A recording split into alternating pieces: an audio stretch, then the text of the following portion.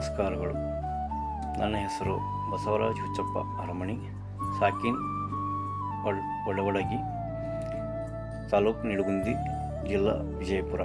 ಕನ್ನಡ ಸಾಹಿತ್ಯ ಪರಿಷತ್ ಜಿಲ್ಲಾ ಘಟಕ ವಿಜಯಪುರ, ತಾಲೂಕು ಘಟಕ ಕೊಲ್ಲಾರ ಇವರು ಏರ್ಪಡಿಸಿರುವ ಸ್ವರಚಿತ ಚುಟುಕು ಕವನ ವಾಚನ ಸ್ಪರ್ಧೆ.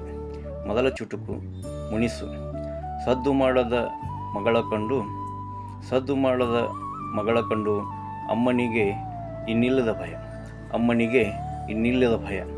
ಏನೇನೋ ಕೊಡಿಸುವ ಭರವಸೆ